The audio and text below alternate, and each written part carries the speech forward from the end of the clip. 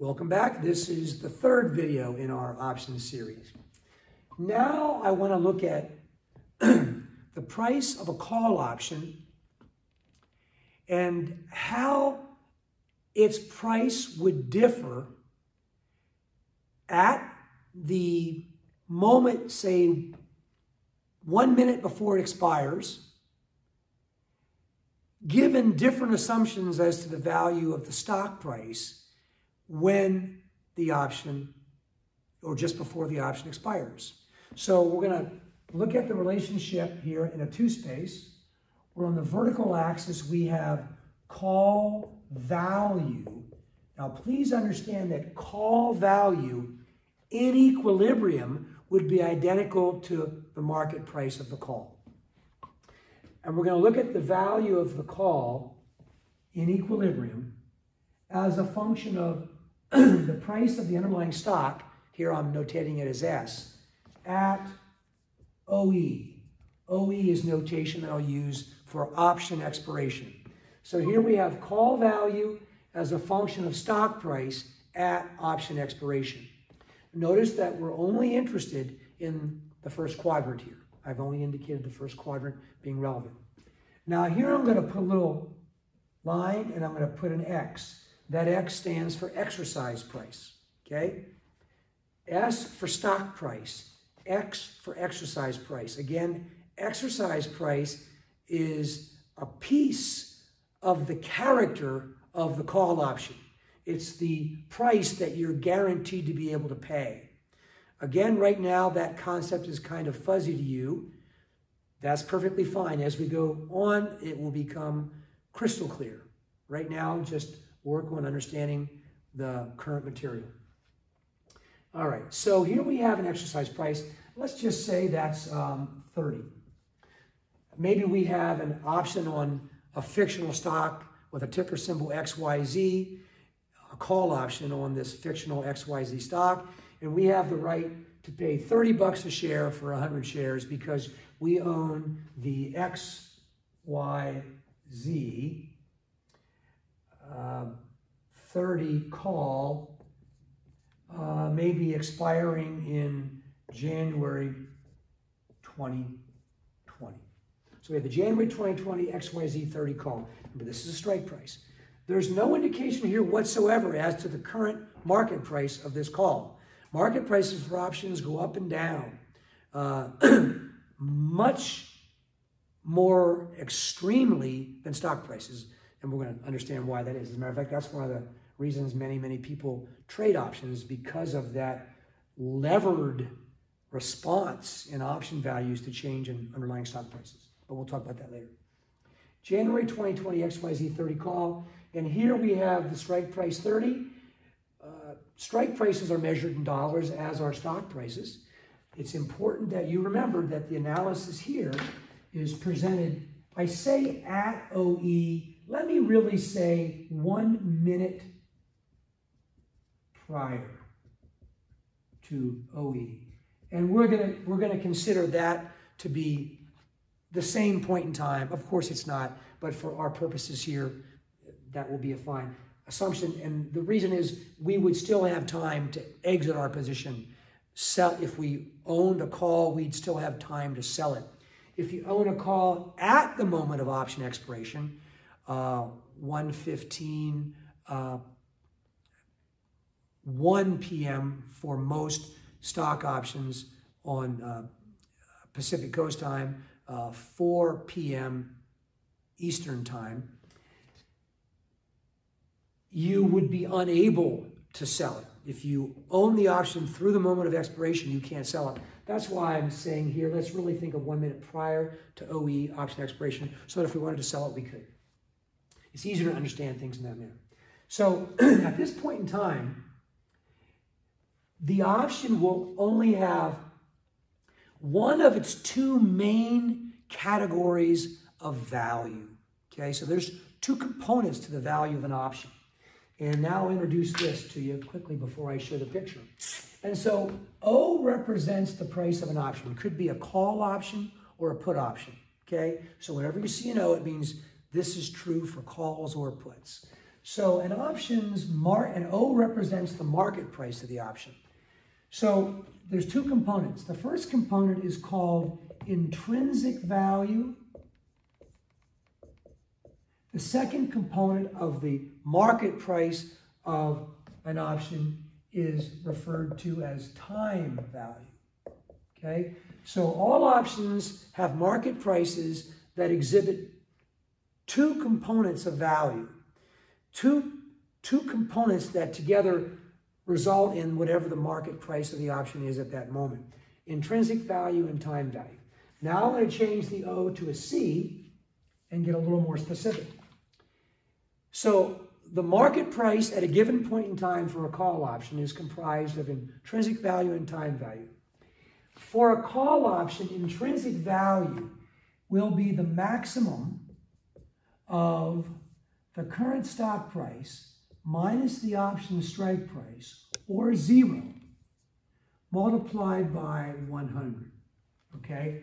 Now that is the price of the option contract, which gives you the right to buy 100 shares. So intrinsic value at all times in the life of a call option will be the maximum of S minus X or 0 times 100. Now, obviously, if the stock price at some point in the option's life is less than $30 a share, right? Then that, let's say 27. 27 minus 30 would be minus 3. We have the maximum of minus 3 or 0, which of course would be 0. And that would mean if the stock price were 27, that the intrinsic value at that time would be 0.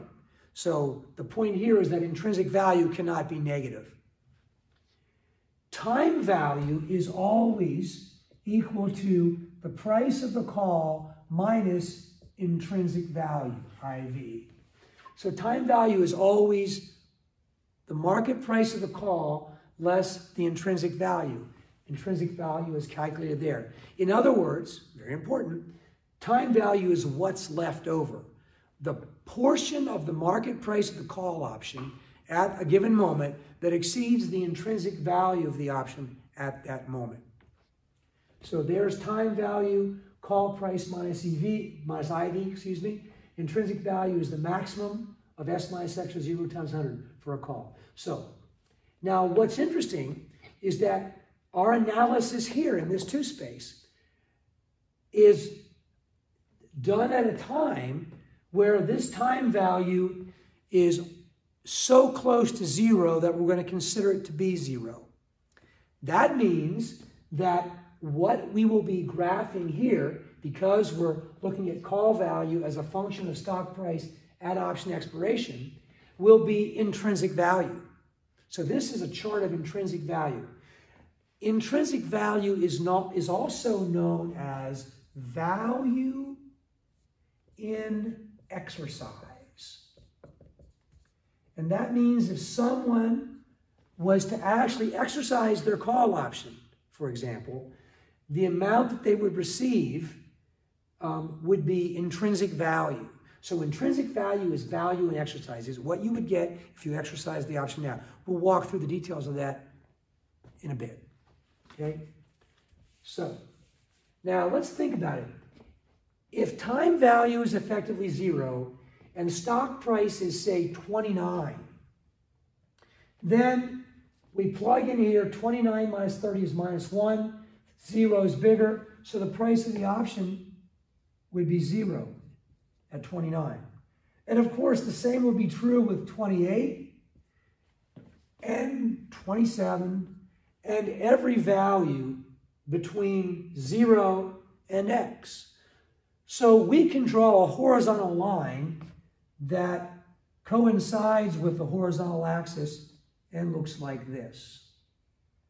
Okay, so of course I'm drawing it a bit above. If I didn't do so, it would wipe out the blue line, but consider that to be the red to be coincident with the blue line. Okay, so this says that the value of this option, if stock price is 30 or below, when there's just 1 minute until the option expires, will be 0. What if the stock price happens to be 31 at 1 minute prior to option expiration? Well, you have the right to pay $30 a share. What you could do is you could exercise your option, pay $30 a share. For 100 shares, that would be $3,000. So you'd be spending $3,000. And this happens immediately. The shares of stock appear in your account immediately in a matter of a second. And then you could sell those shares at the market price, which we're at this point assuming is 31. And then you would receive 100 times 31 or $3,100, and you would profit to the tune of $100. That's an example of value in exercise. And notice it's consistent with the value of the call that our little model predicts. The maximum of 31 minus 30, which is 1, or 0 is 1. 1 times 100 is 100. So the value here would be a 100. What if the price of the stock were to be 32 at 1 minute prior to option expiration? Well, 32 minus 30 is 2. It's bigger than 0. So the maximum of 2 or 0 is 2 times 100, $200.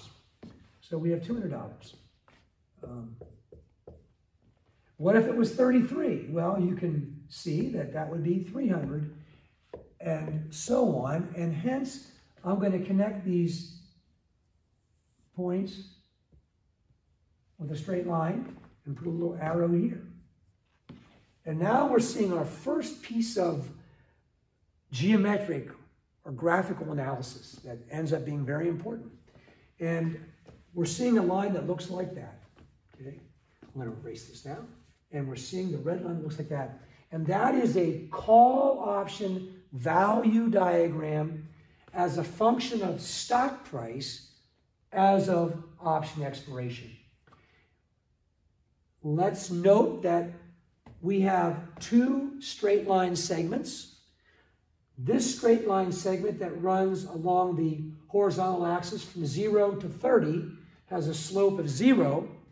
And the straight line segment that begins at 30 and goes toward positive infinity has a slope of plus 100. Slope, of course, is rise over run. And if I run from 30 to 31, that's a run of 1. And the rise associated with that is 0 to 100, or 100 minus 0, or 100. And so there's the slope of plus 100. So the slope here is 0. The slope all along this line is plus 100. It's important to realize that. It's going to help us a lot later on when we do compound option positions. Let me encourage you to spend a lot of time understanding the basics in great detail. If you do so, the complex analysis to follow, and there is a lot of it, will be much easier, and you will feel very good about your comprehension of options.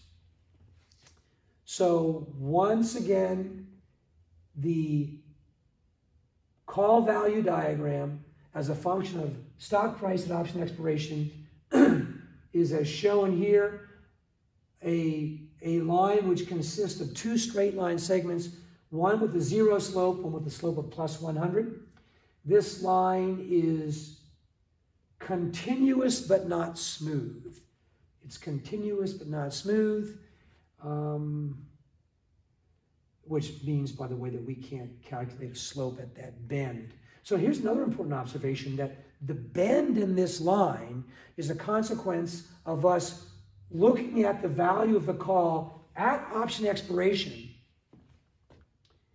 And note that that bend occurs right at the strike price. So make note that bends only exist when you have straight line segments. Note that we only have straight line segments when we're looking at the value of a call as a function of stock price at option expiration, and that in that case, the bend will occur at the strike price. And that's enough for this third video.